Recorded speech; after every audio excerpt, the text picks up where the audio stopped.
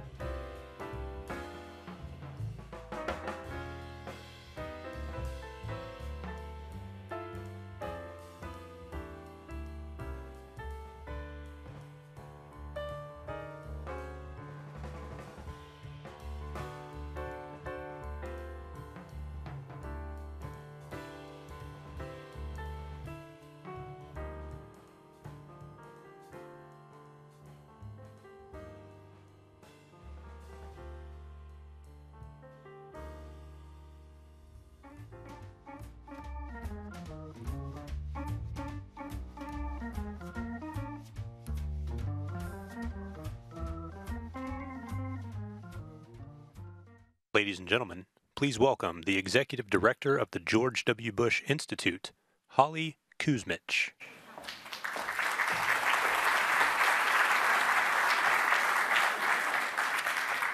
Good evening. It is a pleasure to host this debate tonight. This is the fourth in a series convened by the Brookings Institution and the Charles Koch Institute in partnership with POLITICO. And I also want to thank our friends, the Center for Presidential History at SMU and the World Affairs Council of Dallas and Fort Worth. This series is crossing the country, looking to expand the conversation on crucial foreign policy issues confronting our country. And when they chose Dallas, they selected a city that's a vibrant economic hub, a cultural crossroads, a magnet for education with universities like SMU, and home to a unique institution like the Bush Center.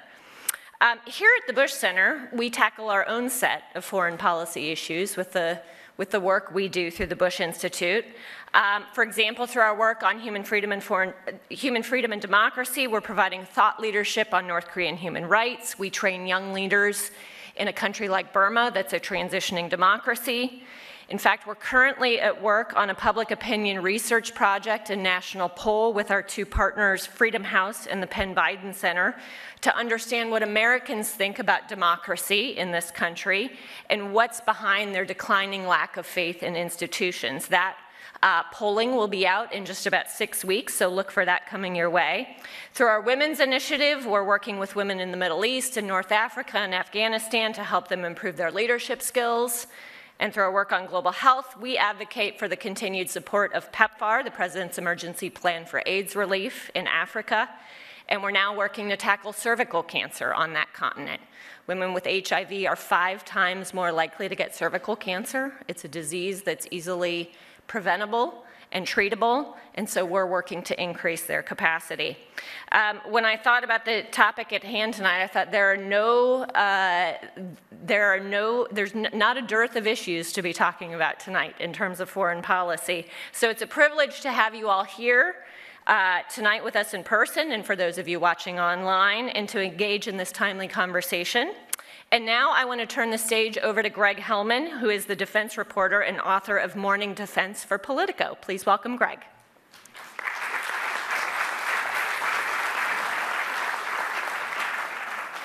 Thank you. Good evening, and welcome to the fourth debate on America's changing role in the world, convened by the Brookings Institution and Charles Koch Institute in partnership with Politico. I'm Gregg Hellman, defense reporter with Politico and author of the Morning Defense newsletter, and it's a pleasure to be here in Dallas for tonight's debate, co-hosted by the Center for Presidential History at SMU, the World Affairs Council of Dallas and Fort Worth, and of course, the George W. Bush Presidential Center, without which this evening's spectacular venue would not be possible. Thank you, Holly, for opening tonight's event, and thank you to our audience here in the room for joining us and online as well. This debate continues a series visiting cities across the United States to foster a vigorous, civil, and constructive national discussion of the future of U.S. foreign policy. Tonight's debate will focus on the future of America's global role, with special attention to two issues. First, the role of values in U.S. foreign policy, and second, the use of military force in armed interventions, though I expect that there will be plenty of crossover discussion as well. The debate will proceed in 4 segments, a first round of debate moderated by myself, a question and answer session comprised of questions from our in-person audience and our followers on Twitter, moderated by Jeff Engel of SMU, a second round of debate moderated by myself at about the 15-minute mark during our first segment. So with that, let me introduce our debaters from left to right for those in the audience. First, we have Ted Picone, who is a senior fellow at Brookings with the Brookings Project on International Order and Strategy. He served as a senior foreign policy advisor in the Clinton administration. His research focuses on global democracy and human rights, U.S.-Latin America relations, emerging powers, and multilateral affairs, and his latest book is 5 Rising Democracies and the Fate of the International Liberal Order. Great title. Next, we have Anna Simons, who is a professor of defense analysis at the Naval Postgraduate School. Simons' focus has been on conflict intervention and the military from an anthropological perspective, and she is co-author of The Sovereignty Solution, a common-sense approach to global security. Next, we have Lauren Schulman. She is the Deputy Director of Studies at the Leon E. Panetta Senior Fellow, and the Leon E. Panetta Senior Fellow at the Center for New American Security. Her research interests include national security and defense strategy and reform, with a focus on strengthening and modernizing the U.S. national security toolkit. Previously, she served at the Department of Defense in the Bush and Obama administrations, as well as at the Obama White House. And finally, we have John Schuessler. He's an associate professor at the Bush School of Government and Public Service at Texas A&M. Previously, he taught at the Air War College, and he is author of Deceit on the Road to War, President's Politics and American Democracy. So with those introductions, let's dive right in. Ted, let's start with you tonight. Often values are discussed in foreign policy, and it is in terms of values versus interests. How do you define America's national interests, and does the pursuit of those interests ever run afoul of its values? Well, I think as Americans, we have to start by asking ourselves, what are our values and how should they be reflected in our foreign policy? And we have to start with the fundamental principles of our democratic society as set forth in our founding documents, and as they have evolved over many decades. These are our moral compass, and they're also our legal benchmarks for progress. And I think our principal foreign policy goal, therefore, should be to defend and protect our core values, first, by practicing what we preach, and second, by encouraging, not forcing, but encouraging others who have chosen the path to democracy So I think the argument that values are separate from interests is a complete false dichotomy. I think you cannot separate them given our history and given our founding principles in the world. And if we look at these questions, even just from the point of view of security and peace, we see how they overlap. Democracies have historically not gone to war against each other. So if you want to avoid war and keep our soldiers and citizens out of harm's way, we should support the goal of strengthening democracy, first in our neighborhood, and then given the global nature of today's threats around the world. We know from empirical evidence, this isn't just like it sounds good, but that strong democracies are much less likely to experience civil wars, less likely to suffer deadly terrorism, have lower levels of violence, including against women, and generate fewer refugees. I think this is a clear case of how values and interests come together. Ted, let me follow up on that, though. You cite research that says democracies have not gone to war together or are less likely to support war. But we also see that often countries making the transition to democracy are prone to more instability and are prone to often greater conflict. What dangers does that present if we are to encourage countries moving towards democracy, as you've suggested? It is true that in the short term, countries that are transitioning to democracy are more unstable and more prone to conflict. So our effort should be to move them, help them along to consolidate and strengthen their democracy and get them out of that messy middle where the risks are greatest. So I think we have to be thinking in the long term, we have to have strategic patience, and we have to think about the ways in which societies move toward democracy. We have, thankfully, many, many positive examples in the last century of countries that have chosen the path of democracy, and that we actually in our history have both blocked that progress toward democracy and supported that progress. And I think now we've learned some lessons and can understand, number one, we shouldn't try to impose it at the point of a gun. That will result in failure. It has to be, at the end of the day, the decision of the people of that country. And then at that point, I think we can play a very important role, not necessarily through military intervention, but through economic assistance and through all kinds of academic and scientific and trading relationships that will keep them on the path to democracy. Thank you. John, let me bring this to the real world for a second, if that's all right. Last month, President Donald Trump launched airstrikes in Syria in response to the use of chemical weapons, which the president called an evil and despicable act. However, civilians continue to die in that conflict through other means of warfare. So how should the United States prioritize values when making foreign policy decisions?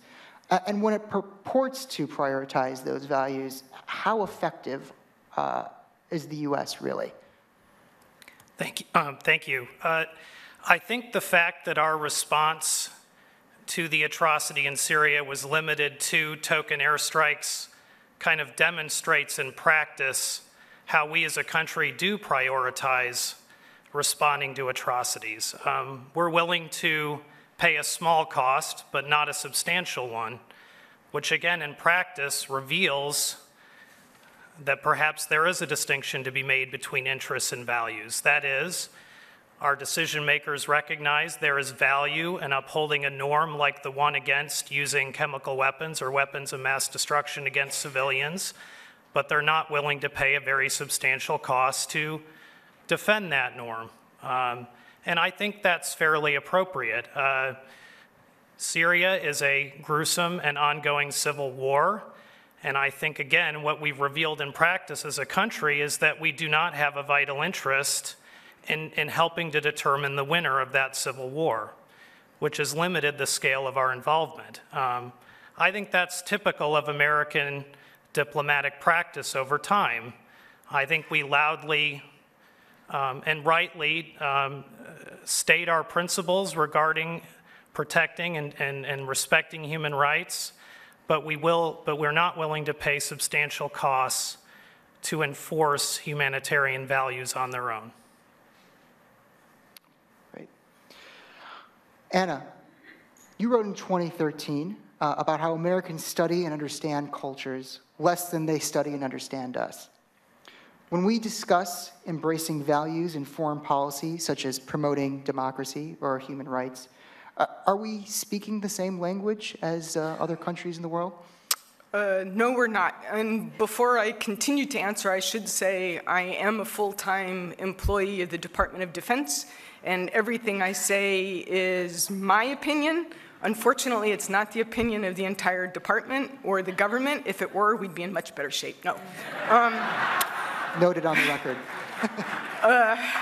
But when it comes to values and it comes to interests and when it comes to other people, it's interesting when Ted talks about democracy, because democracy, a little bit like capitalism actually, is based on the individual being the unit of account. We are protected by law in the United States of America as individuals. It's radically different many other places in the world, particularly all the places right now where we're tangling with tribal peoples, where the collective is actually the unit of account.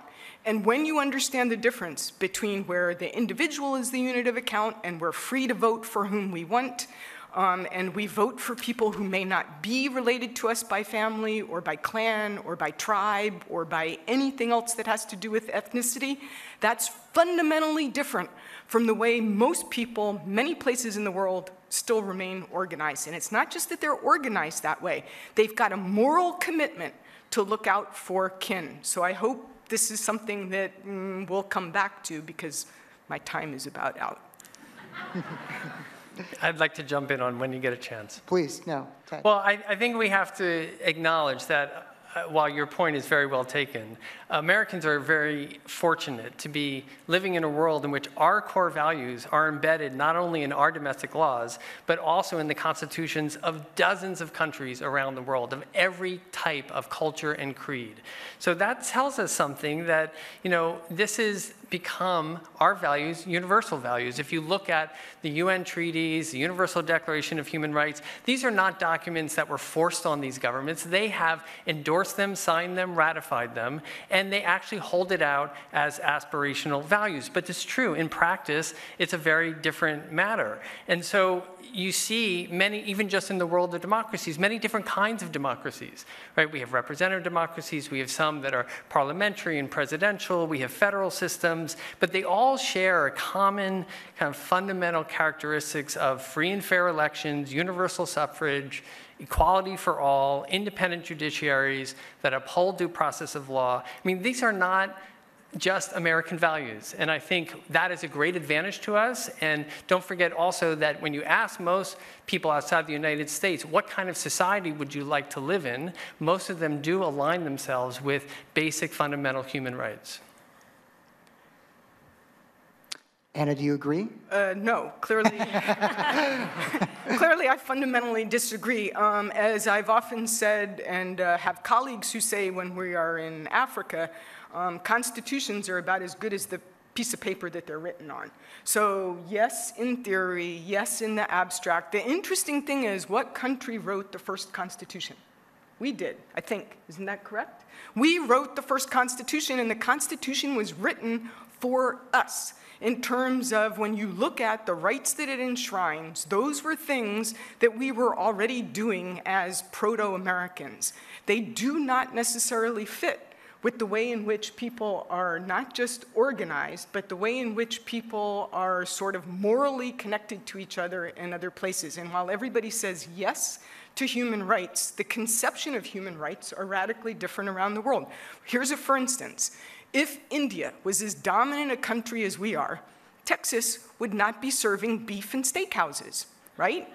And so there's a question in terms of whose rights have been encoded, enshrined, and held up as being universal rights now. And I would say that they are mostly, for better or worse, and I'm not arguing that this is necessarily a bad thing, but they tend to be Western values that are now said to be universal values, and we're seeing all sorts of pushback from around the world in terms of that, to include how China is likely to react in the future. India is a great example of just the opposite, where Indians themselves have said we would not be able to exist as a nation if we were not a democracy. It is an incredibly diverse country, very pluralist, many different castes and religions and languages, and they've figured out that the only way they could build consensus and not be killing each other all the time is to live as a democracy. Right. Lauren, let me turn to you here for a second. I want to ask about the role of the military in the promotion of American values abroad, because that is something you've written extensively about. How do you view the military as a institution in spreading American values, and critically, has it been effective in doing so? What's your view on that? It's a great question, and I think the best way to answer that up front is that sometimes we've been effective and sometimes we've been terribly ineffective. And part of democracy is being able to assess whether or not we have been successful in the past, to take lessons from that and to be responsive to not only our successes and failures, but also the feedback of the American people. But let's think through how complicated this is to actually put in practice day to day. When you're sitting in the Situation Room, you don't think through, well, let's talk about our values or let's talk about our interests. It's a lot more urgent, and the time is the clock as it is right now is ticking away. So let me use an analogy. American foreign policy, when you're in the Situation Room, is like football. I figured this is a good audience for this. It might be in the Dallas Cowboys' interest to say, we're the best in the whole world, and we don't actually want to play a game, we're just actually the best, and that's how we spread our interests worldwide. But that's really not fun in the least. It would be a lot more fun if there's other teams and a league and players and kids who want to be in that league, and they all come together and say, these are things that we agree on. These are our rules that are based on values that we share, like protecting the kicker and make sure the health and safety of other players are prominent. So when we think about how American exercises its foreign policy in the world, we do so based on rules, and we do so based on norms that we've come together to agree on, and that's how we would desire to have the military implement our foreign policy. So let me tug on that thread a little bit. Sure. You say our military does so based on rules and norms, and that is a desirable outcome. Yep.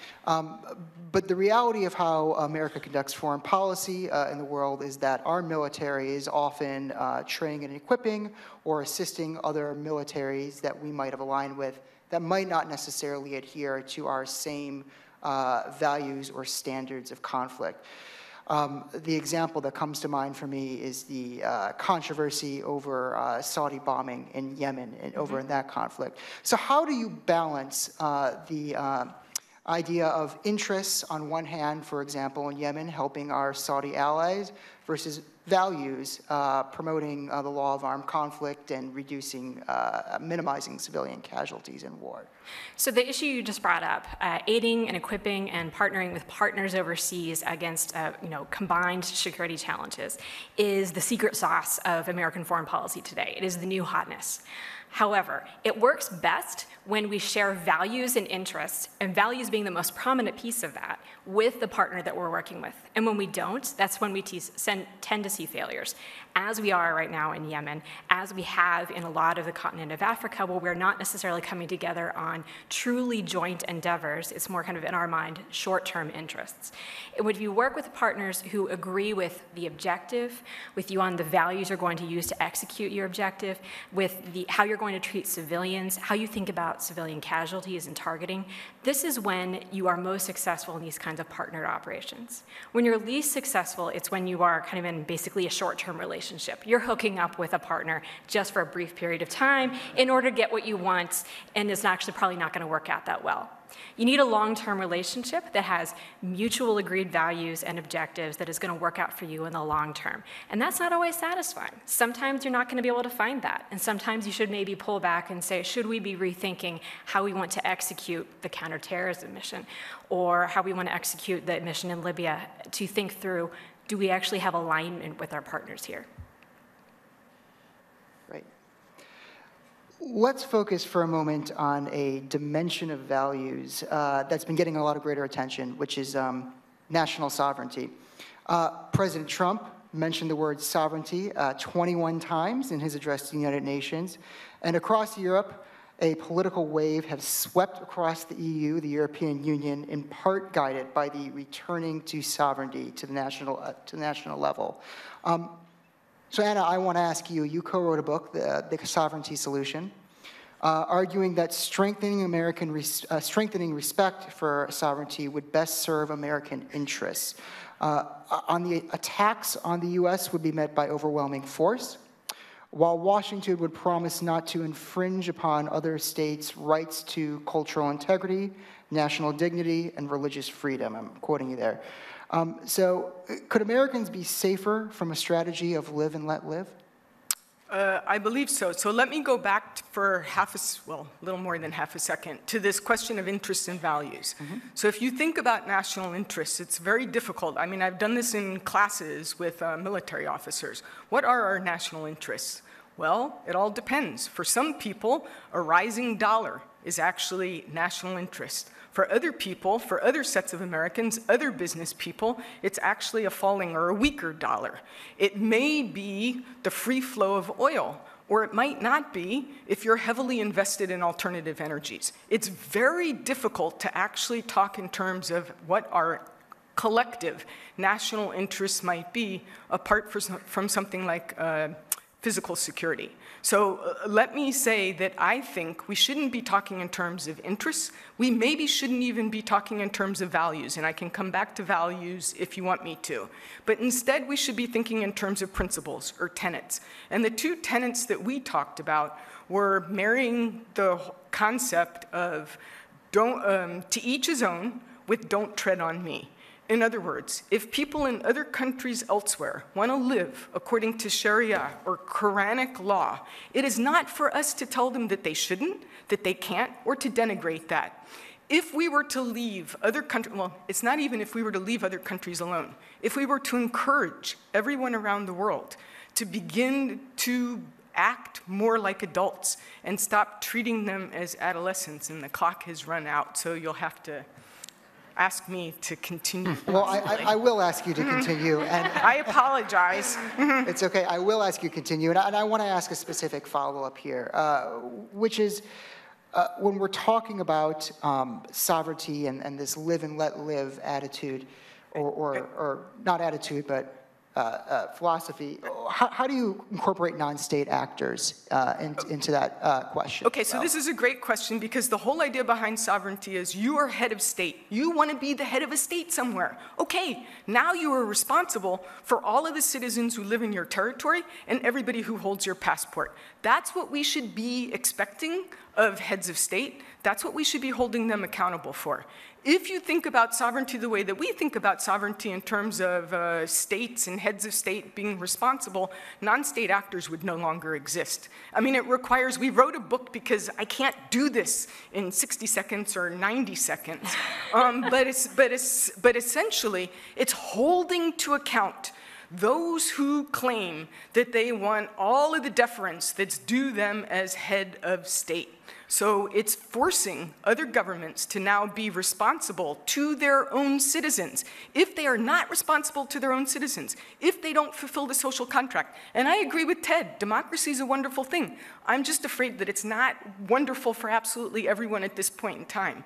But if they do not fulfill the social contract to their own citizens, and their own citizens then act up, target us, target allies, and I can get into what makes somebody an ally, then you can respond. But this business of us going around the world foisting sort of our conception of how other people live on them is only causing us more problems rather than helping to solve anything. Lauren, please. So that actually sounds like a really great Texan value. And Gregg didn't mention this at the beginning. I'm a lifelong Texan. I was born in Texarkana, grew up in Fort Worth. Leaving people alone, being independent, holding them accountable for their actions, and basically letting them live their life. That sounds like what we as Texans aspire to. But think about that for a second. Is that actually the way it works in practice? When your neighbor down the street, when their kid is sick and they need help, do you leave them alone?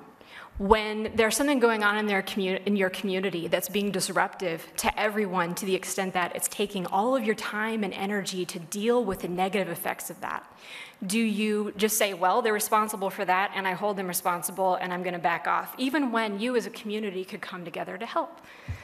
Do you vote in elections for different parties? Do you think through how you're going to have impact on your community on a day-to-day basis in ways that may impact your neighbors and may impact the people down the street that you've never met before, your children, your grandparents, everyone else? We don't live in communities as independent fixtures. It sounds nice. It sounds as though that's the way we operate as Texans. But I know that every single one of you have gone down the street to say, hey, how can I help on that?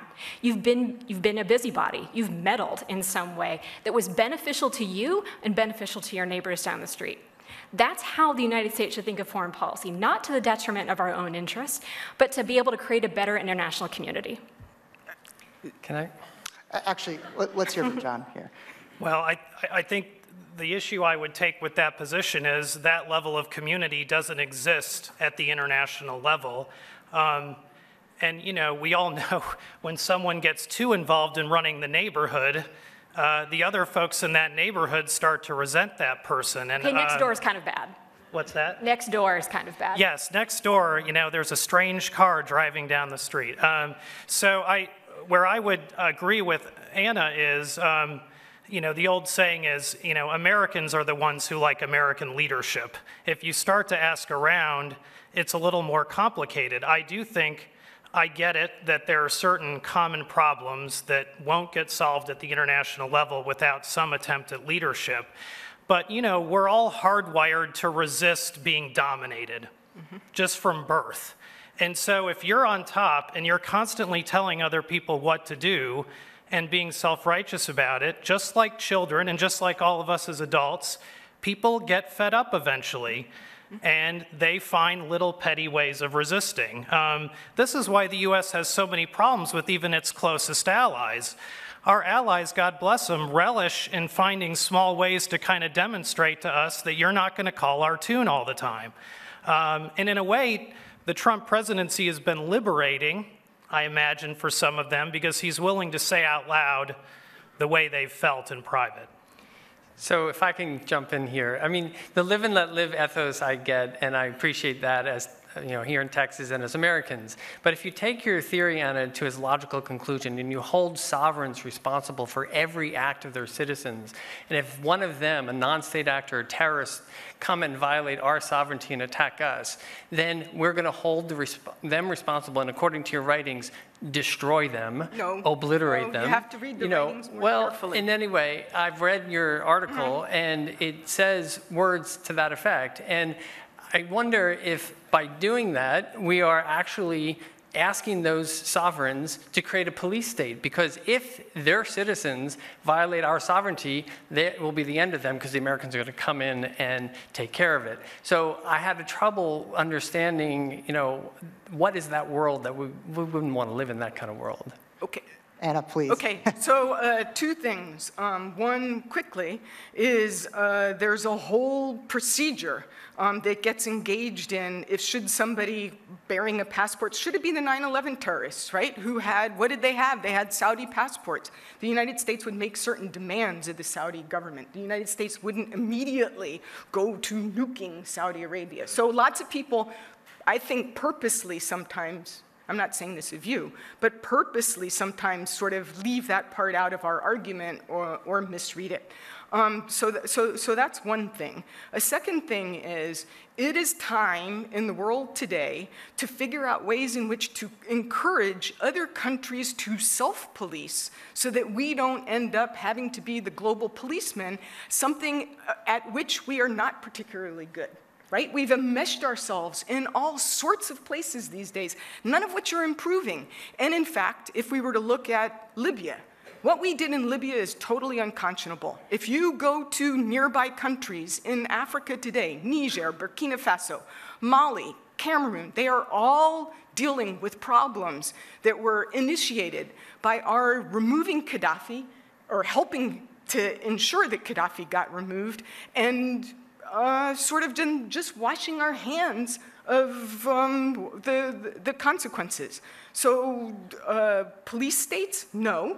Self-policing, yes. And again, but if they it all requires more time. Okay, but if they don't, if they don't meet our demands, then how will we respond? We will have to deter them in some way through some kind of direct force. And you're nodding, so, and I think that's just a step too far. Think about the counter reaction once we do try to take them out. That's only going to generate more attacks against us, and you get into this cycle of violence that I don't think would work. All right, I want to get in one more question here before we turn over to the next section. And that's for you, John. You make an argument in one of your pieces that presidents in democracies or leaders of democracies can move publics towards war without vast public approval.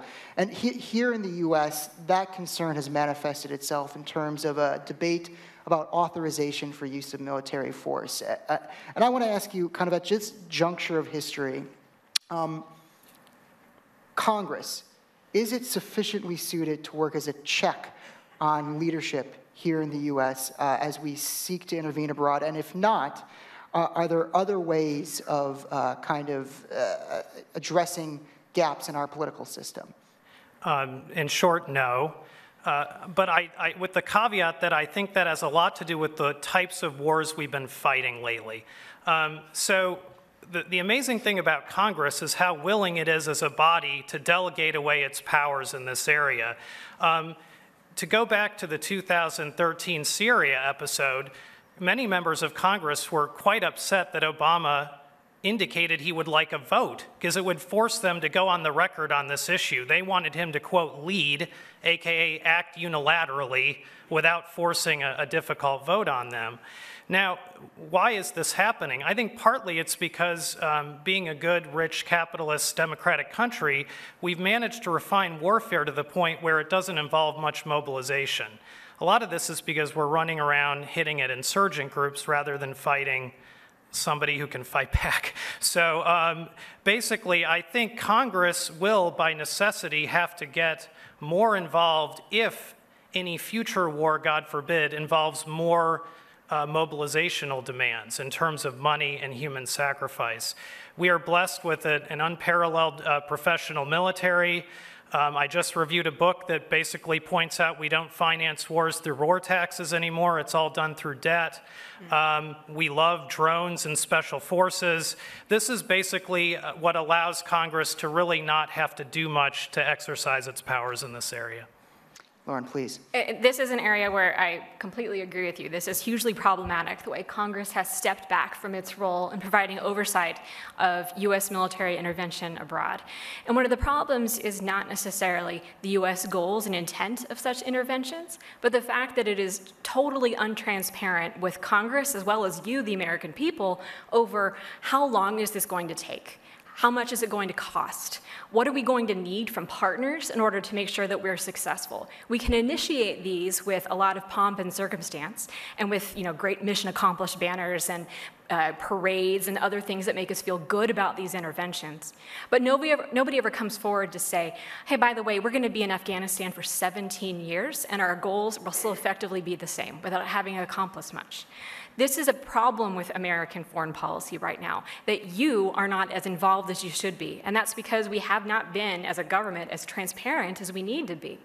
We have values that I believe are good and right and can be acted upon, but should be acted upon in a way that is more selective and more strategic and has more understanding of our interests and also our limitations. There are times when we won't need or want to spend as much American blood and treasure towards the values that we aspire to, And with that, I feel that it's not only a role of Congress, but it's a role of you to push back and say, we can support the troops and we can support the American foreign policy objectives without necessarily doing so with a blank checkbook. Great. Okay. We're now going to switch over. We'll return to this discussion. Don't worry. Don't worry.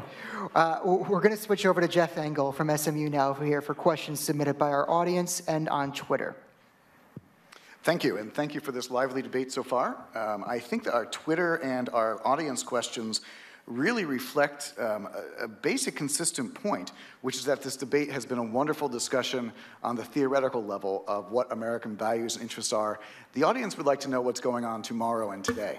So let me ask a question looking at our current president, whose name has actually been mentioned surprisingly infrequently, I think, in the first part of this debate, to note the following, which is that the previous president received the Nobel Peace Prize in his first year in office largely to his surprise. He was on the record as noting that he did not believe he had done anything to achieve it other than be in office. Our current president, you might note, has been actively lobbying for the Nobel Peace Prize. Could you please, and I'll start this with Lauren, could you please give a sense, if you will, of how the global perception of the United States has changed since President Trump's arrival in office?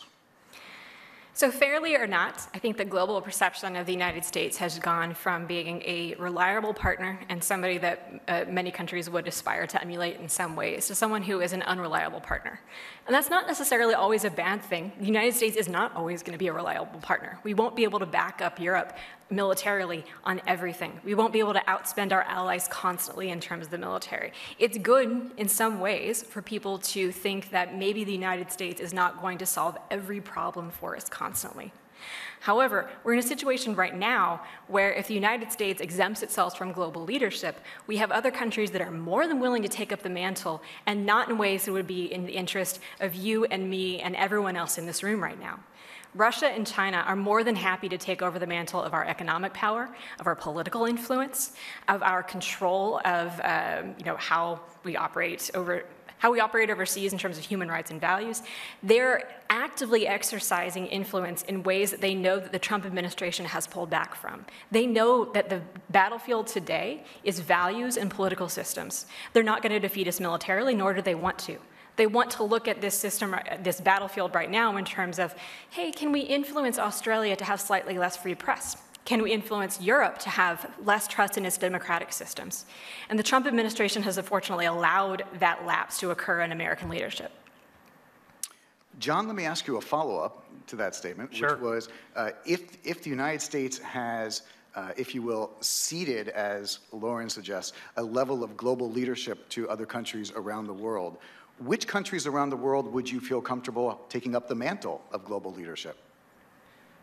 That's a loaded question. I mean, to be consistent with my theoretical priors, that dirty word theory, I'm mainly concerned with American security, which I think is reconcilable with sharing the world potentially with other major powers. So it's inevitable that the United States will decline in power over time from our current high peak, and that others will rise to approximate us in power.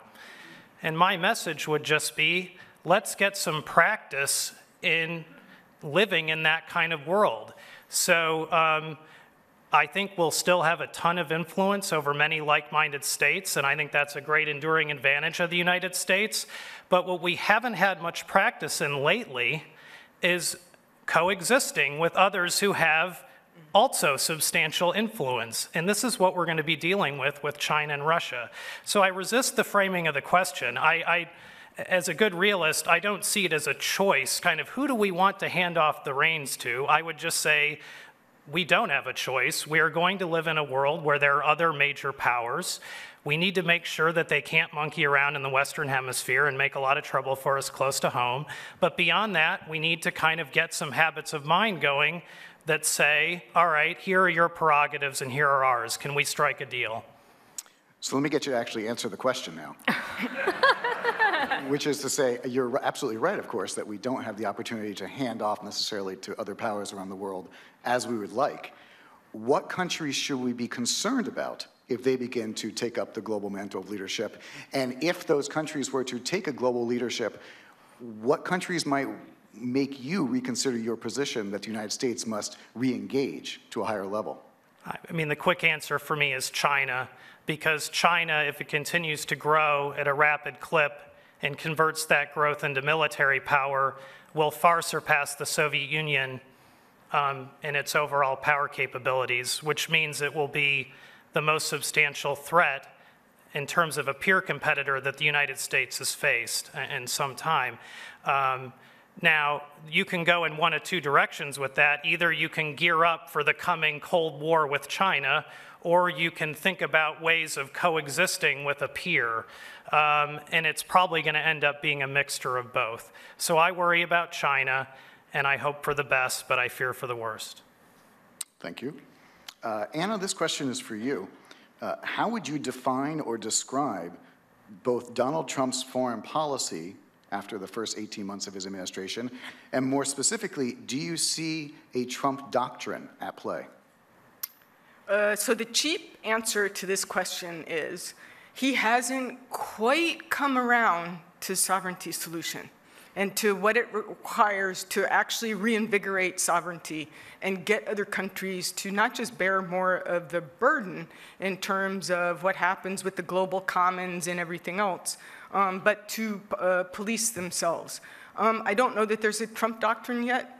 I don't know that there ever will be a Trump doctrine. I think it's a little odd that we place on every president the requirement to actually come up with some coherent doctrine, because I think, unfortunately, we are wired as Americans politically to think in terms of interests. And I think it's really hard to have a doctrine when you're only thinking in terms of interests, because most often your interests are expedient and you're continually reacting.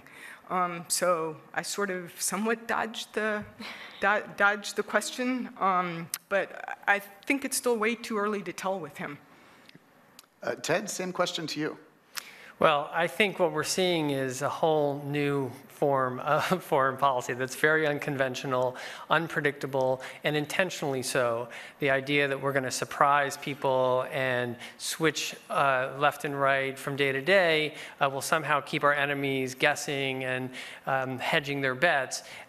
It also has the dynamic of the others, adversaries, expecting the worst from us, and therefore feeding a sense of hostility and even an arms race that they can't trust us, so we better, expect the worst. And I don't think that's the kind of world we want to live in that's safe for us and our children.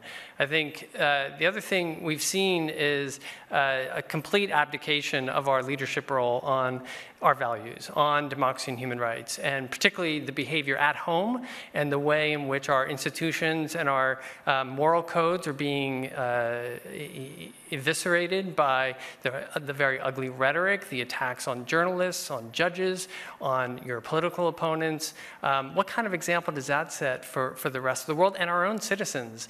So I feel like that's really damaging our reputation in the world and our ability to have influence. If we want to have allies on the team, if you think about the football sports analogy, we want to be on the field with team members we agree with and share those values. We're making it much harder for them to join us.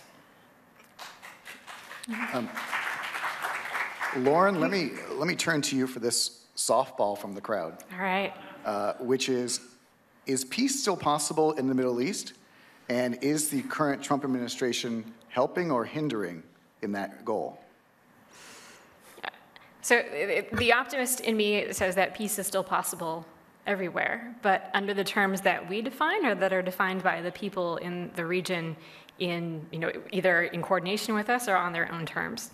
I think that to go to the far easier part of the question in terms of whether or not the Trump administration is helping or hindering, I think that they have had no consistent foreign policy for the Middle East, despite the fact that that the president regularly tweets on it, that his son-in-law is regularly involved in activist foreign policy in Saudi Arabia and Qatar and elsewhere, and in Israel as of today.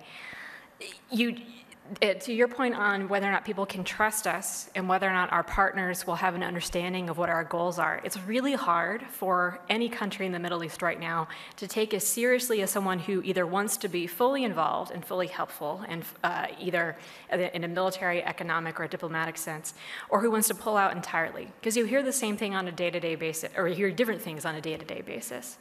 Without that consistency, regardless of what it is, we're no longer a trusted partner who is going to have a true influential role there. And is that something that we want? I think that's possibly up for debate. But the lack of ability of our partners and allies to know or have a sense of where we're going to come down on an issue is not something that makes us look cool. It's not something that makes us look like, Fonzie wearing the leather jacket. It makes us look like an idiot. And right now, we're not a good partner for the Middle East right now as a result. Let me ask this question, which I think has specific resonance for the conversation that began with values, and that is to apply a little bit of history and look at our current situation at the same question, which is, should the United States have encouraged NATO's expansion into Eastern Europe at the end of the Cold War? Ted, I'd like you to take that one. Yes, I think it was absolutely the right call. If you think about the history of Europe and the years and years, centuries of war on that continent, to today, where we have a continent that's united and free and democratic and at peace, that is a huge achievement, and that was largely the result of a US-led systematic change after World War II, where we created the United Nations and a whole set of treaties and cooperative security, and of course NATO playing a key role there. When those countries broke free of the Soviet Union, they begged to join NATO, and for good reason. They still, to this day, see Russia as the enemy, and they need to be protected from them. Now, there's a debate about how far it should reach. Georgia, Ukraine, is that too close to Russia, and is Russia seeing that as a direct threat to them and too aggressive? And I think that's a debatable point. I actually think that, and as you know, those countries are not part of NATO. They would very much like to be, and there are questions about what promises were made. But in the end of the day, we have Europeans have created with our support a unified Europe that is much stronger than it was in the past and creating great prosperity for its people. Anna, would you like to answer the same question? Sure, I totally disagree. I was hoping so, you would. Yeah. Warsaw Pact went away, NATO should have gone away. Maybe something else could have been configured in its stead later on. But as not just a gesture of goodwill, but as something that would be commonsensical. As soon as the Soviet Union fell apart, as soon as Warsaw Pact fell apart, NATO should have fallen apart, because that's why NATO existed, was to oppose the Warsaw Pact countries and the Soviet Union. The other thing I would say is that we have long been unreliable for lots of people we consider to be our allies, or we call our partners, particularly non-Westerners. And we can't forget that, I don't know if anybody in here remembers Operation Provide Comfort. That was in the wake of the first Gulf War.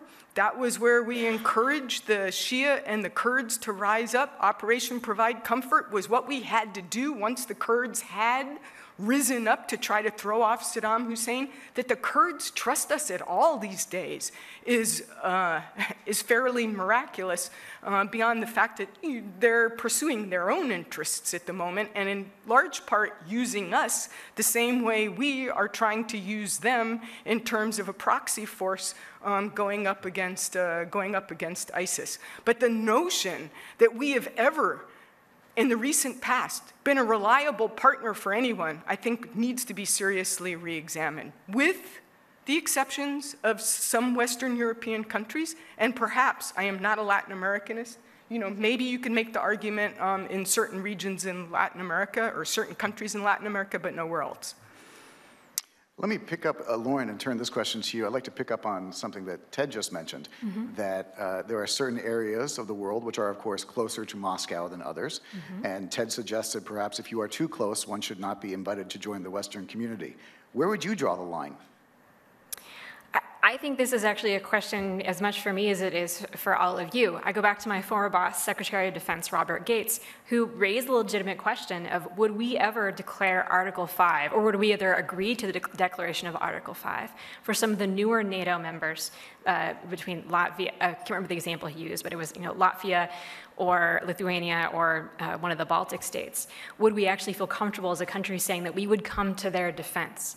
And that's an argument that I don't think we had after the Cold War, where I agree with Anna that perhaps NATO does, actually fully agree, NATO does have a vital role in our national security today. But we should have had a better debate as a nation about what does that mean? Who would we willingly go to the defense of? Who would we willingly risk the lives of young men and women in uniform in pursuit of our own foreign policy objectives. So that is perhaps something that we would all agree, yes, this is in our national interest. But if it wasn't, we should have talked through what are the other options that we feel comfortable with. And if the United States decided to go ahead and do it against the interests, or sorry, against the wishes of of the American people, to be able to go to them openly and say, here's why that matters to us. And you hear these sorts of speeches using a lot of academic terms about like why would we want to do so, but you rarely see people come down in elections and go door to door and say this is why this is important for us to continue to be a part of NATO. I think it's important, but we should talk to all of us more about why that's important as well. Thank you. John, several people actually picked up on something that you mentioned in an earlier comment, that suggesting that the decline of the United States is perhaps inevitable. This is a point which, as a historian, I'm sympathetic to. It happened to Rome. It's likely to happen again. But the audience does not agree with you or I. So could you please explain to the audience further why you believe it's inevitable, and more importantly, is there anything that we could or should do to arrest the decline? Okay, great. So I should have been clear. I'm talking about relative decline. So the U.S. has a ton going for it. First of all, geography. We have the best geographic situation you could ask for as a great power. Weak neighbors to the north and south, oceans on either side. We are almost invulnerable to conventional threats. Ask a Finnish officer and they'll remind you what it feels like, for example, to have a great power next door. We have incredible levels of human capital. We have the best university system in the world. We have a vibrant economy. We have a relatively open society. We're open to immigration, which has been a great boon to us over time in terms of our demographics. A lot of our potential competitors are going to decline demographically. What I'm really talking about is that what we can't do a lot about is others rising. So the U.S. is going to continue to enjoy a great power political position for many decades, but it simply won't be so far above everybody else as the Chinese, the Indians, and others slowly but surely start to close the gap. And really, the academic debate on this, I think most people concede the gap will eventually be narrowed. It's a matter of how long can we continue to play out this great situation we've had since the end of the Cold War. And I think most agree that it's not going to outlast the century, hence my point about getting used to coexistence. Ted, let me turn the same question, if you will, in a different way towards you and ask, what would you do if you were asked by the current administration to help arrest America's decline, if you agree with John's initial assessment, and what might the best thing to do for the United States to do in order to try to close the parity gap, if you will, or I should say, lengthen the parity gap between ourselves and our competitors? Well, I agree that we are geographically in a very strong position, and we live in a neighborhood that, in addition to having peaceful Canada and Mexico nearby, there's no nuclear weapons, there's no regional wars. We're in a good place. But I think it's very naive to think that the rise of Russia and China will not come at our expense. And so what do we need to do? First, we've got to strengthen our own society at home. I think we are facing a major, steady deterioration across the board in terms of the quality of education that our children are getting, the quality of healthcare and how universal it is, the way in which we handle civic education and we teach people how to self-govern. It's not easy. It's a very fragile system that we've created, and we've let things slide over many years. Look at the opioid crisis in this country. It is an abomination. 60,000 people died last year from opioids and overdoses. This is unacceptable, and what are we doing? This should be a national crisis, and we're not doing enough to deal with it. We've got rising inequality, et cetera. We can go on down the line. So I think if we want to maintain a leadership role in the world and just have a strong society, we've got to tackle these problems in a very serious way. Thank you. I have been given the opportunity for one more question, and this is one which is a little bit off topic, but I think it's just too wonderful not to ask. It's for Anna, comes from the audience. How does being an anthropologist give you a different perspective on foreign policy decision-making, perhaps from those you work with on a daily basis or from your colleagues on the stage? Okay, great question. I would say, because I mostly teach special operations officers and mostly special forces, which are Green Berets. They spend more time these days on the ground in dusty villages than I do right now. But I would say there is a difference between those who spend time in hinterland areas with marginal populations and those who are sitting in Washington, and I'm not talking about the people on the stage right now. No, I really am not. But folks who are making policy in Washington who have probably never spent a night by themselves anywhere remote with a non-Western population. And I think we've got serious problems as a consequence of that kind of foreign policy making. So I would say it's just too bad that anthropology's become the most politically correct of the social sciences, and you find very few anthropologists who are willing to talk to, never mind even work with, anybody who's from the Department of Defense. This is very sad, which now allows me to segue and say something that I wanted I totally agree with Ted.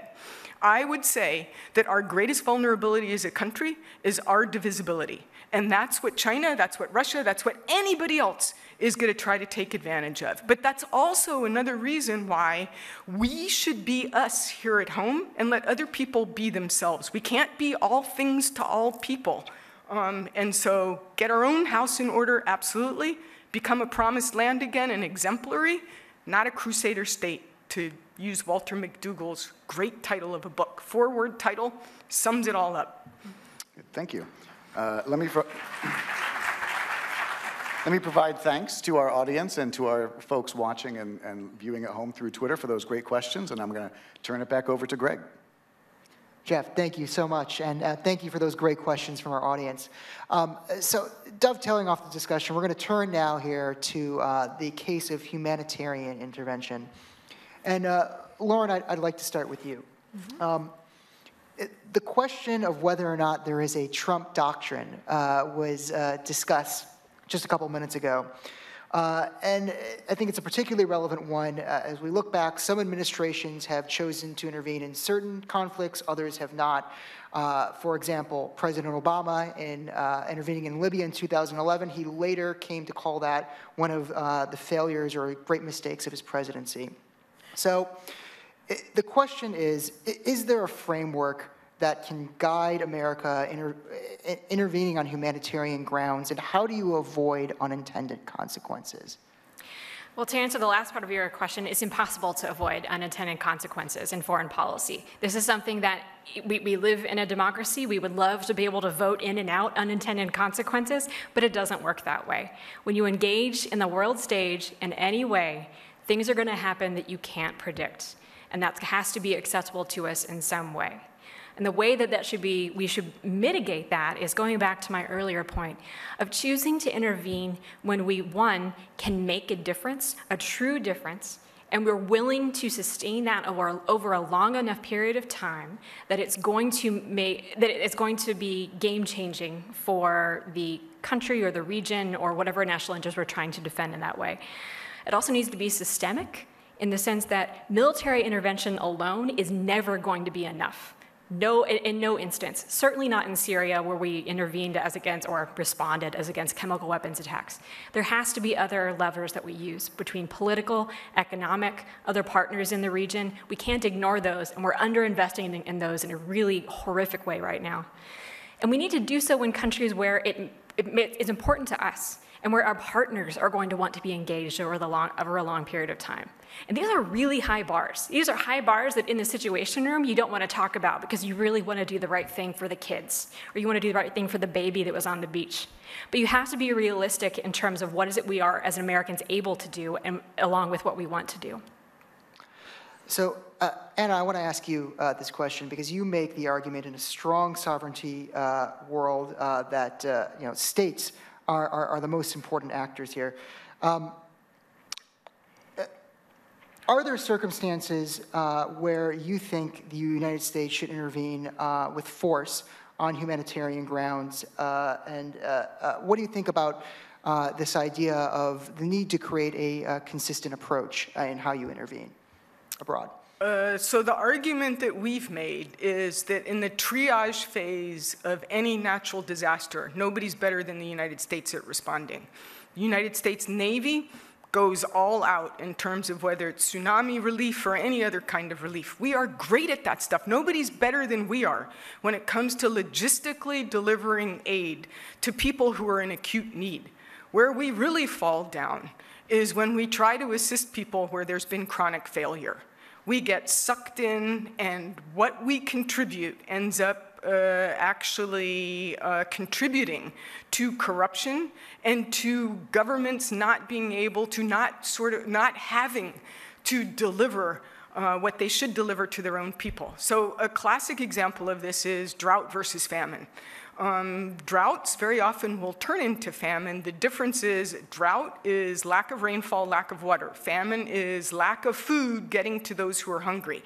Any responsible government, like our own, for instance, we've got a drought now where? Here. Any responsible government should be able to foresee, as a drought is occurring, that there are going to be people who need food. It's up to that government to be able to deliver that food. It is not necessarily up to us because famine is a political problem. If food does not get delivered to the starving, that's an indicator that we're talking about a government that is not fulfilling its social contract to its own population. So there are certain ways to intervene, certain circumstances under which we can consistently intervene, and then there are other situations in which we will get embroiled in political problems from which it will be impossible to successfully extract ourselves. Ted, I want to ask you about the idea of partnerships when we're looking at intervening abroad, particularly humanitarian interventions. And you brought up in the previous discussion a good example of NATO expansion. NATO has become an instrument in which the U.S. can kind of provide assistance in situations even outside of Europe. With rising powers no longer converging towards Western ideas of human rights and kind of trending back more towards this sovereignty-first mindset. Are there swing nations or states that the U.S. can partner with to undertake interventions? So I've done a lot of work looking at rising democracies as swing states that could join us in the burden sharing that is necessary. I absolutely agree. We should not be out there by ourselves solving all the world's problems. So you'd think that democratic countries would share some of our concerns and interests, and in fact, they've signed up to some things and not others. But we have a problem convincing them because they really don't like our aggressive, assertive way of intervening in other countries, usually through use of force or coercive sanctions. So we've lost some opportunities along the way. And that requires us to step back a little bit and rethink, and I think there's a lot of agreement on this panel actually, in the way in which we conduct our foreign policy. We have certain principles that are the bedrock of where we want, the kind of world we want to see. But I feel sometimes where we disagree is in this, I think, somewhat unrealistic expectation that other states will really have the ability to deliver the kind of food and services to their people in the current state they're in. So I think we have to be realistic. Now, if we look at a country like India, India is a rising power. India is a democracy. It's the world's largest democracy. And I think it has great potential to be a partner with us in all kinds of problems. They have a real concern about a rising China, and so they're with us on that. And they're becoming more and more capable of joining us and more interested and willing to join us. So I think that's on the positive side of the scale. So you bring up India on the positive side of the scale. What about countries that might not be so much on that positive side of the scale? Are there risks to partnering with countries whose actions might be seen by some as illegitimate? And what risks does that carry for the United States? Well, I don't know if you have a specific case in mind, but I would like to come back to the case of Libya, where it was seen as very legitimate. It was done under this new doctrine of responsibility to protect, where sovereigns do have the responsibility. They not only have rights, they have duties to protect their people. And so when they start violating those rights and committing ethnic cleansing and genocide, they've kind of lost their authority to act as legitimate sovereigns. And at that point, the international community has agreed to intervene. Now, through diplomacy, through mediation, through sanctions, is ultimately military force. And that's where things really went wrong in the case of Libya. So you could say in that case, because we did such a bad job of follow-through, our NATO looks bad as a kind of coalition of states doing the right thing. And we see the results in Syria. I mean, the Syrian people have suffered. We cannot find a winning coalition to find a way to stop the killing in Syria. What has the killing led to in Syria?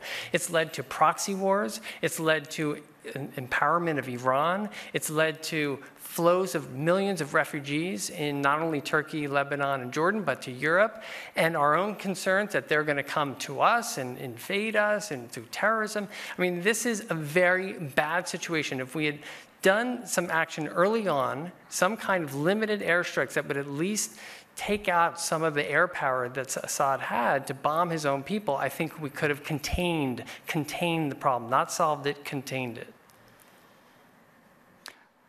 Please, John. I would take issue with that. You know, civil wars are existential for the local actors. That's why they're so brutal. And the fact of the matter in Syria is every other important actor values something above ending the violence. It's why we've had so limited traction. And that includes our partners in the region. They are competing for influence in Syria. Their goals are not humanitarian. This is the problem. The Assad regime's goal is to win the civil war. If you look at any civil war in history, they're incredibly brutal affairs. Assad might be brutal, but it's not because he as a person is brutal all the time. It's because he's waging a brutal civil war. And these are the exact scenarios where the U.S. is going to have the toughest time, quote, projecting our values. These are not ideal cases for securing those kinds of goals. Rwanda, sadly, was a much better case where, because of the nature of the killing and how quickly it progressed, the U.S. might have intervened quickly and saved a lot of lives. But in an ongoing brutal civil war with this many outside influences, I think we just have much less potential to do any good. Yes. So I want to go back to a point that Anna made earlier as a follow-up to this. One of the problems with how the United States, I guess, did not intervene in Syria was its lack of consistency and its absence of credibility. The United States over and over again hinted that maybe it would do a little bit more in Syria, but never actually did, whether or not it would arm the opposition, whether or not it would intervene militarily, provide more support for the Syrian opposition in some way. And it did in dribs and drabs. But it never did enough to do so decisively. And there was absolutely an expectation in the Syrian opposition and in the international community that that would happen one day. And the number of people that died as a result of that lack of consistency and absence of credibility is something that I hope haunts the Obama administration, myself included, for a long time. This is something where if we want to have values in foreign policy and we don't want to necessarily go forth and execute the resources that are necessary to actually uphold them, we need to be honest with ourselves, with the people that we are supporting or not supporting, and with all of you to say, this is important to us, but it's not important to us enough to risk the things that are important to all of you. So that is my feelings on the Syrian civil war. Can I just say, I mean, I absolutely agree. The lack of consistency sets up moral hazard problems for populations all over the world, where they expect that a cavalry is going to come riding to the rescue. We lead them to believe that they're going to get some sort of assistance. We know ourselves from our own revolution. Yes, eventually we got assistance, but what did we do? We fought it, largely on our own, and when it looked like we were winning, then who came in and was willing to actually back us much more? We need to think of that when we're looking at when we're looking at these other situations around the world, and we need to remember that as soon as people hear that the United States might come and help, what are they likely to do? They're likely to start acting more like victims, so that we really will come and help, as opposed to actually standing up and figuring out how to fight on their own. Just food for thought in terms of this issue, where I think we actually really do agree. John, I want to follow up with you on one question here. You mentioned that the situation, you brought up the Syria example, is the exact type of situation where the U.S. is going to have the hardest time kind of influencing the situation there. We see the Trump administration's national security strategy has really put a greater, or attempted to put a greater emphasis on the return of great power conflict. So when we get humanitarian interventions, like the situation in Syria, like the situations in other countries around the world, do intervening in these circumstances take our eyes off the ball of the real threat, which China and Russia, namely? I do think potentially. Again, we are a rich country with a globe-girdling, is that a praise, military, and so we are able to intervene and be postured and be present in lots of places, in lots of ways. But again, I think this is an artifact of recent history, where the U.S. has really not had to deal with anything that looks like a peer competitor for some time. I think, you know, my teaching at the War College already, as I was leaving, these discussions of tough choices were happening all the time. You talked about NATO expansion. Probably the best evidence that we probably shouldn't have expanded is that we were not prepared to defend any of the countries on the eastern flank of NATO, which we're now rushing to make up for at the last minute. And we have to be clear about this. When I say defend, I mean risk nuclear war. Lauren put the question exactly right. Are you willing to risk nuclear war over Lithuania? If not, call your congressperson. So I do think we are approaching a point where hard choices are coming, and if we, especially the Obama administration wanted to, quote, pivot a bit away from the Middle East toward Asia for exactly this set of reasons, and through no fault of their own, they had a lot of frustration doing so, but I think their instincts were right. All right, moving to our final section of the debate here. The United States has intervened in conflicts in a variety of ways over the past 7 decades. That includes from large-scale use of ground forces to drone strikes or aerial bombings. The range of what constitutes an intervention is really expanding. So Lauren, I want to turn to you here for a second. Particularly relevant in the wake of the report from the Pentagon on our 4 service members who lost their lives in Niger last fall. You wrote in The Atlantic that the United States has deployed troops across the world under benign categories such as building partner capacity, light footprint, or assisting and accompanying. A lot of these deployments are in fact enduring. So should we consider these types of models as interventions? And is this model, I think we could sum it up by the phrase by, with, and through perhaps, is that a model that's working for the US? It's a great question. So in terms of whether or not it's intervention, I think that question really varies, but that's not something that the United States gets to decide when it's committing those forces to do whatever it is it's planning to do, whether it be training forces in Niger or accompanying forces in, I guess now actually in Saudi Arabia and Yemen. The decision of whether or not that becomes a kinetic conflict is not up to us, it's up to our adversaries. And that's not necessarily something you can easily predict when you are receiving a report in Congress of like, oh yes, half a dozen ODA soft team went over to Niger today, I guess that sounds good to me. But not beyond the by, with, and through approach, whether or not something actually constitutes intervention, we should look at how Russia in particular, but also China, is considering military operations and warfare these days. There's a lot of political steps between the Russian intervention in democracies and elections, how China is intervening and how academia is funded and the extent to which there is academic freedom, not only in the United States, but amongst our allies. China's their power play basically throughout the Middle East, East Asia, and South Asia to have more economic influence there. These are each things that maybe 50 years ago we would not have considered warfare. But all of them are causing fairly significant harm to us, if not impact to us on a national security perspective. We're not debating both those harms and also our means to respond to them in any way. Yeah, please. So I will just add to what Lauren said, which is that I think we're on the cusp of some serious changes in terms of military power. So that while we remain militarily, we can dominate lots of places and military power is very important, there are going to be an increasing number of things, we're already starting to see this, that other countries, small countries even, can actually do to us to undermine us. And we're vulnerable in all sorts of ways that our military power is not going to be able to redress, and that's not going to require others to use military power against us, which the flip side of this is Russia and China, they can rise, but they've got plenty of vulnerabilities as well.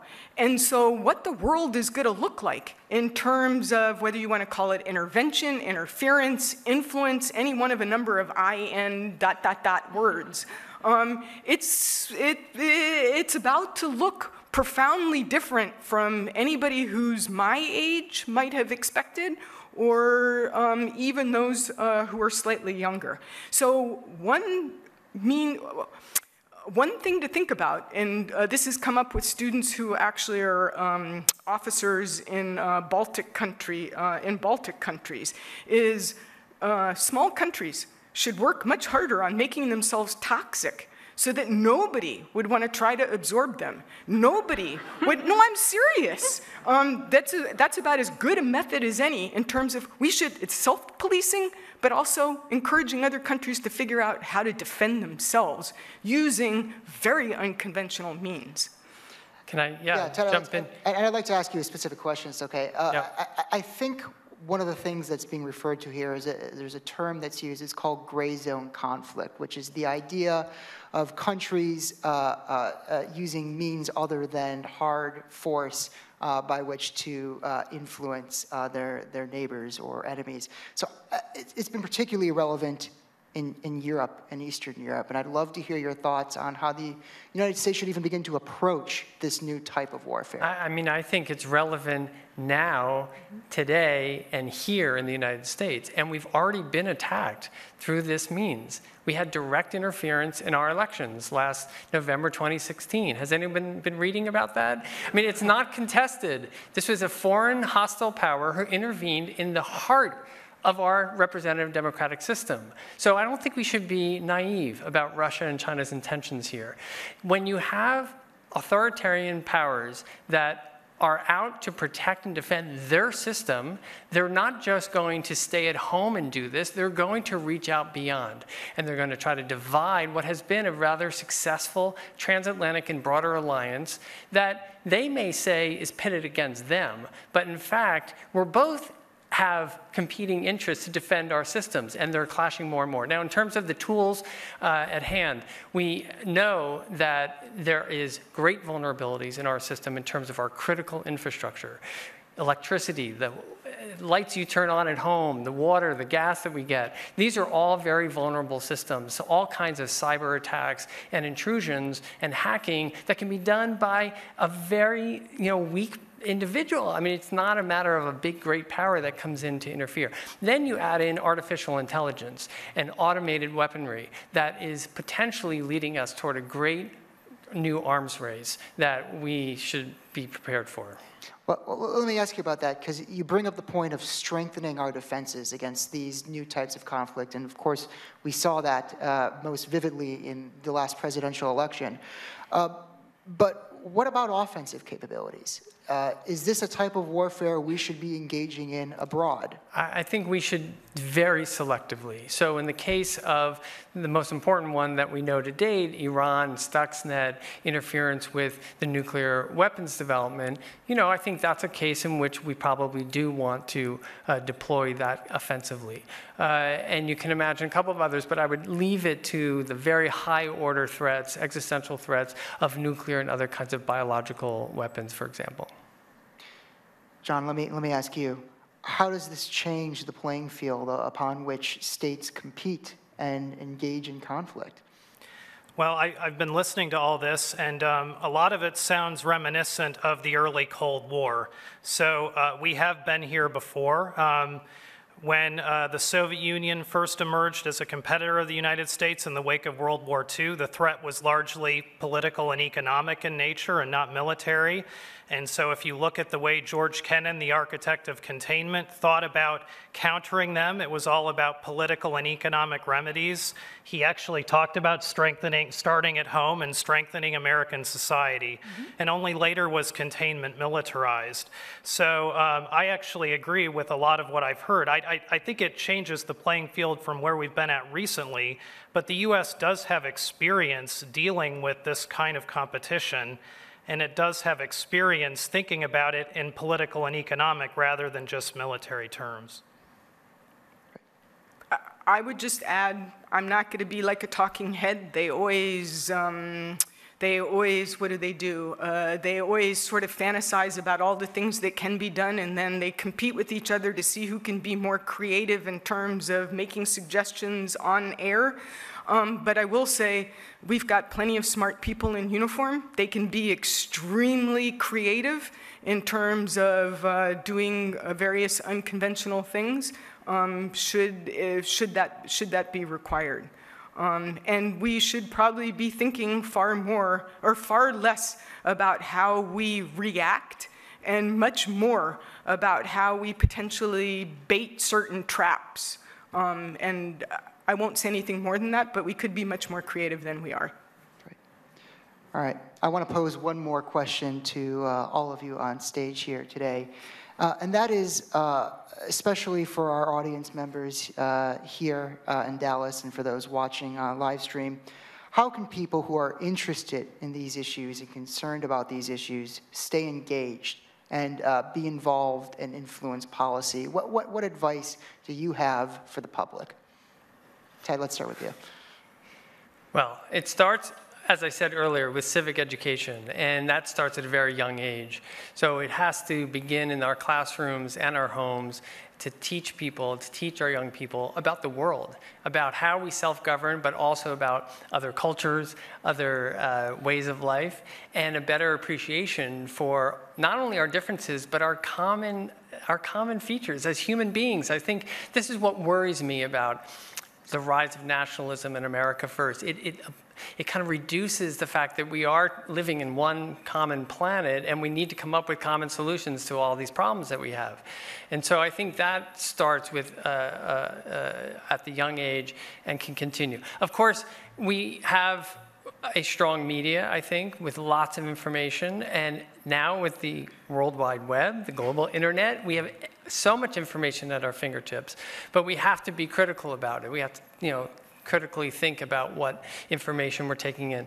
I would love to see more Americans travel personally and come in contact, whether it's sleeping in a hut or in a Hilton hotel somewhere else is up to them. But I think just getting out of our bubble would be very important. Learn foreign languages. We have such an advantage that English is the dominant language in the world. But guess what? Millions and millions of people don't speak English. And so if we want to understand them, we need to help others and ourselves understand them in their language.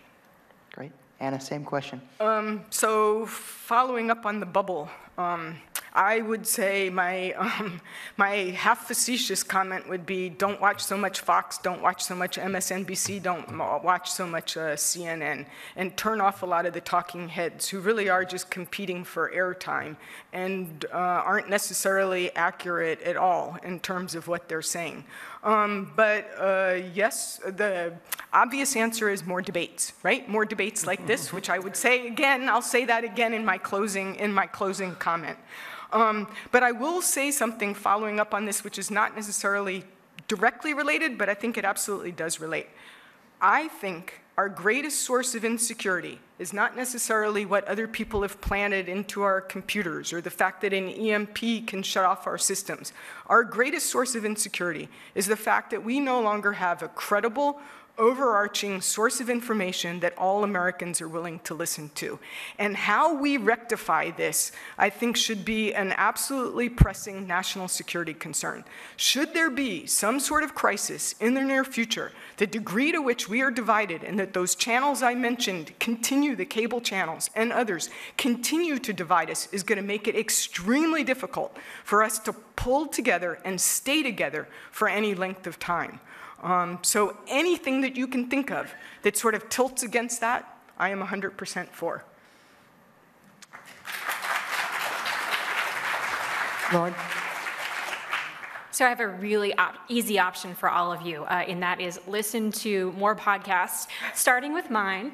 I have a podcast called Bombshell that is 3 women who talk about national security, foreign policy issues every 2 weeks with other women guests coming on with different areas of expertise. We try to debate, like we're doing here today, all different sides of an issue.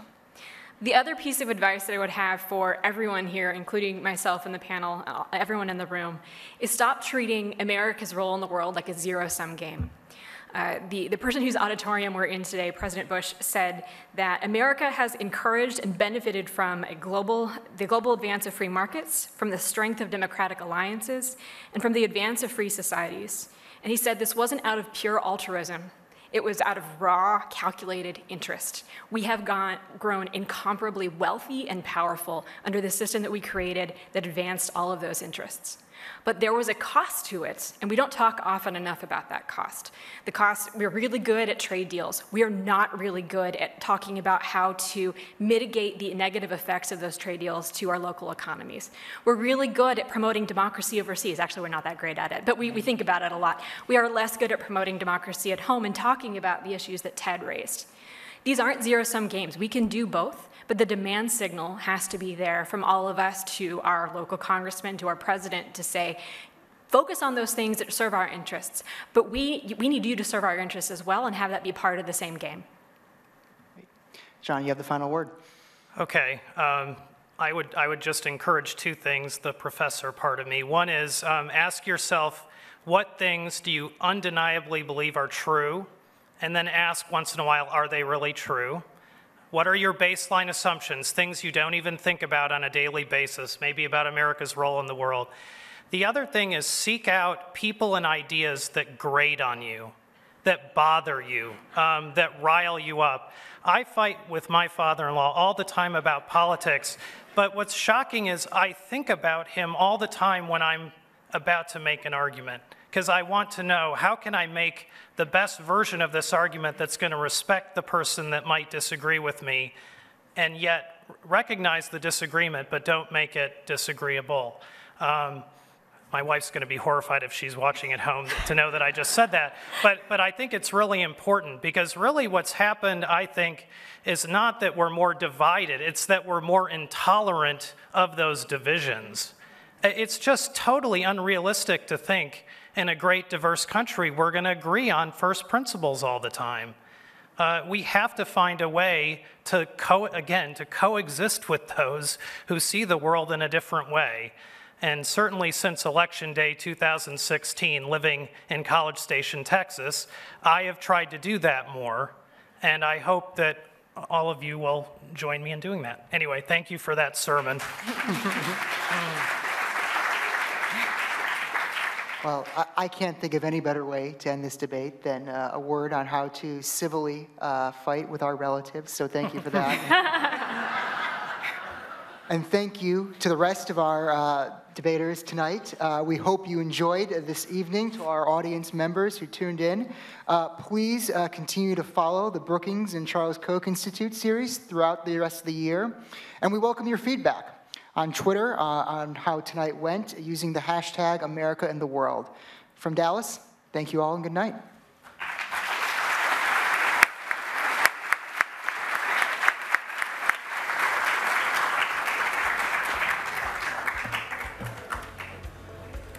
Great. Was it